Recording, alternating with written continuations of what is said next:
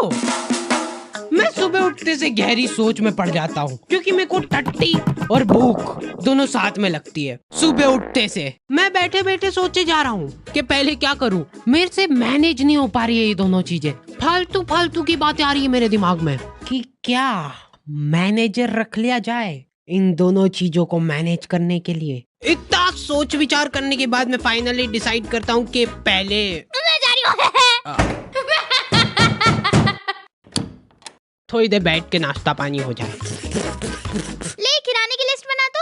हाँ, मम्मी को मैं 1 सेकंड भी फ्री दिख गया ना, कुछ ना कुछ फालतू काम बता देंगे। तू फ्री कैसे बैठा है? जो चांद देख के छत पे से निकला है कि नहीं? अरे पर उठ चल फटाफट।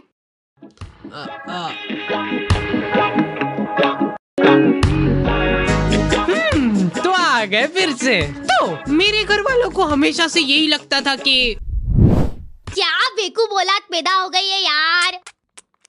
वापस से अंदर घुसा दे क्या इसको? इसके पीछे पूरे 9 महीने बर्बाद हुए अपने। मेरी मम्मा टेलर थे और इस बात का सबसे ज्यादा दुख मेरे को ही था, क्योंकि मैं अपने स्ट्रगलिंग डेज में आंटियों के घर जा जाके ब्लाउज डिलीवर करता था।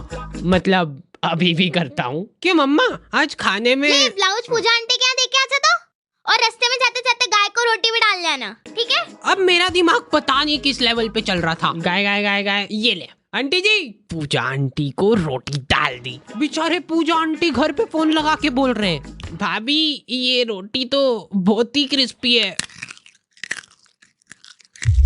देख इधर, देख देख मेरी आंखों में। अरे देख ना, देखो मैंने तेरा दिमाग फेंकने का तो बोला ही नहीं था कहीं पे। तो तू कहाँ पे फेंक के आया बेटा?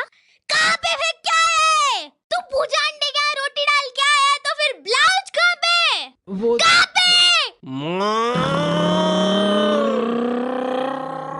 चुमटा। हाँ, हमारा दूध वाला इतनी जोर से चिल्लाता है ना कि आखी कॉलोनी के लोग तपेली ले लेके आ जाते थे बाहर। कितना? 1.25। पानी डाल जल्दी। वैसे ब्लाउज के लिए थैंक्स, फिटिंग वगैरह बढ़िया आ गई एकदम। अंदर आके मैं मम्मा को देख रहा हूँ तो वो उसमें अलग से धड़क भर का पानी मिला रहे। तो एक बार मम्मा खाना बना रहे थे और छेड़ गया। ओ बाप रे, रुको। क्या हो गया रे?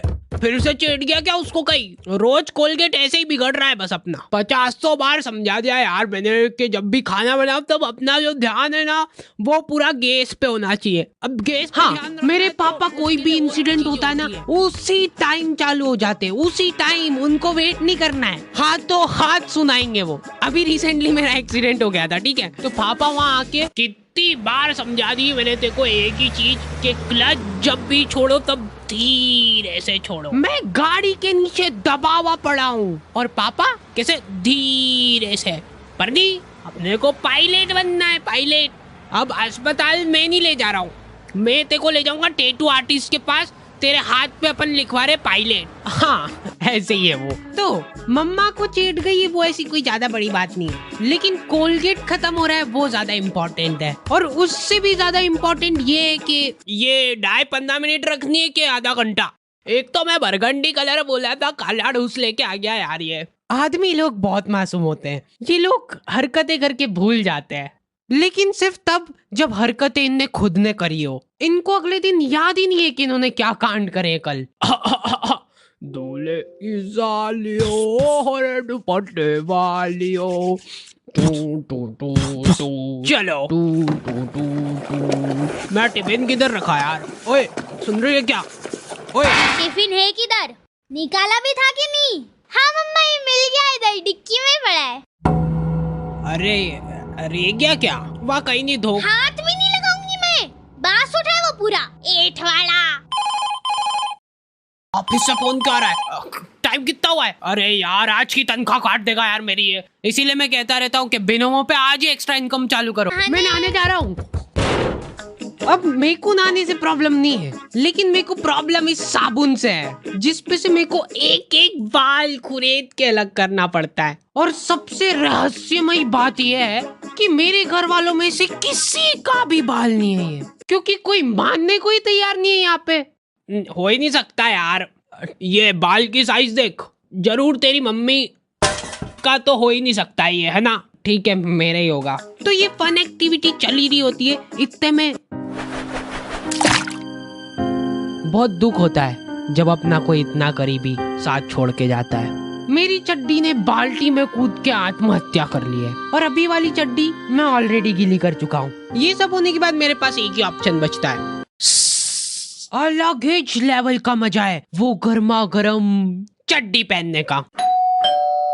हमारे घर पे आए दिन रिश्तेदार आते रहते हैं। बेटा मम्मी किधर है? या तो नहीं है, चलो आ जाओ अंदर ढूंढते हैं। इन लोगों का मेन मकसद होता है चाय पीना। ये इसीलिए आए हैं तुम्हारे घर पे, ठीक है? लेकिन ये बोलेंगे नहीं, बैठे रहेंगे फसर के तुम्हारे घर पे। और चाय वगैरह कुछ? अरे मन तो नहीं था, पर अभी चाय की टोक लग गई है तो अब मना नहीं कर सकते। बना दे तो बेटा 2 कप। आप पियोगे? 3 बना देना।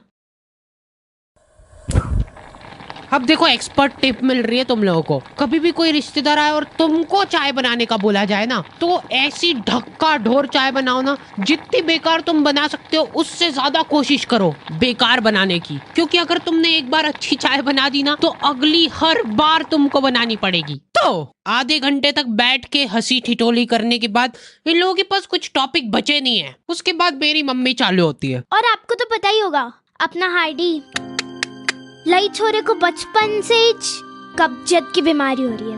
और आज भी मेरे को याद है कि लई छोरा जोर लगा लगा के थक जाता था, लेकिन उनको पता नहीं क्या मजा आता है ये बात बता के सबको। चीकू तो काम धंधे में ही लगा रहता है यार, वो बच्चों को गाइडेंस करता है। गाइड, हाँ वही सेल्समैन है इनका छोरा। अरे यार खरीद लो ना हमारा कोर्स, 50,000 का तो है। और बेटा तुमको एक चमचमाता हुआ टैबलेट में मिलेगा, उसके 50,000 अलग से लगेंगे। पर एक बार सोचो, उसके अंदर तुम दिन भर सबवे सफर खेल सकते हो। कर दूं क्या कंफर्म? नहीं लेना। ये गाइडेंस कर रहा है इनका बेटा। उसके बाद ये आदमी तुमको अलग अलग नंबर से फोन करके इतना परेशान कर देगा ना, तुम गिल्ट में चल जाओगे कि उस दिन जरा से नोट्स की लालच में आके इनकी वेबसाइट पे फोन नंबर डाल के जिंदगी की सबसे बड़ी गलती कर दी। इतने बच्चों का ब्रेन वॉश गाइडेंस कर दी ना कि प्रमोशन मिलने वाला अब उसको। मेरे को अलग ही चिढ़ छुटती भाई, कोई मेरे सामने शो ऑफ करता है तो। मेरा तो मन हो रहा था कि जाके तिजोरी में से ये लो आंटी जी चाय। अब तो सब ठीक है ना बेटा, कब्जियत वगैरह? हाँ। और ये एक बार टच नहीं, दूर दूर दूर दूर।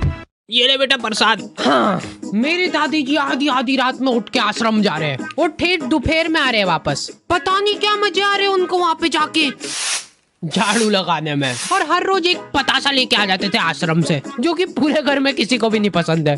स्मगलिंग चालू कर दी थी हम लोगों ने पतासों की। महीने के आखिर में जैसे ही वो बोरा भराता था, हम लोग उसको वापस बेच के आ जाते थे आश्रम वालों को ईच। ये कब कर रहे हो तुम लोग? दादी जी की ऐसी हरकतों की वजह से घर में कलेश होने लग गए थे। कमर दुख रही यार। दुखना ही रही वो तो। आधी आधी रात को उठ के झाड़ू पोछे से लगाने जा रहे। घर में इनको जरा सा काम बता दो ना, उसमें धड़ीक भर का जोर आ जाता है। तो वहाँ कोई हम लोग काम वाम नहीं करते हैं, सेवा करते हैं। यहाँ पे भी कर दिया करो थोड़ी सी सेवा। अरे भैंस मत करा कर मेरे से। तो आज फाइनली डिसाइड होने जा रहा है कि इस घर में कौन रुकेगा। दादी? हाँ मैं ये पतासों का पूरा जोर दिखाते हुए। या मम्मी? मम्मा ये आटे के साथ क्या कर रहे हो? 1 2 3 तेरी मम्मी को बोल देना कि मैं आज कोई खाना वाना नहीं खा रही हूँ। ठीक है। ये ले। हाँ मैं तो वैसे भी नहीं बनाने वाली हूँ। आप आपके आश्रम में जाके ठूसते रहना पतासे भरपेट, ऐसा बोल के आ जाता इनको। हाँ। तो ये पॉइंट जाता है मम्मी को। मैंने कभी नहीं सोचा था कि तू ऐसा करेगी। मैं नहीं खेल रही यार। फिर ये दोनों छाने माने बैठ जाते हैं अलग अलग कोने में। बेचारे पापा थके आ रहे काम से। मैं आ गया। किधर है यार सब लोग? तुम लोग ऐसे क्यों बैठे हो? ये तो फिर से लड़ लिए क्या? अरे चलो मेरे को बताओ क्या हुआ, जाके उससे ही पूछ लेना। अच्छा चल तू बता दे क्या हुआ। मैंने कुछ नहीं करा। देखो तुमने देखा ना यहाँ पे रुला दिया मम्मा को।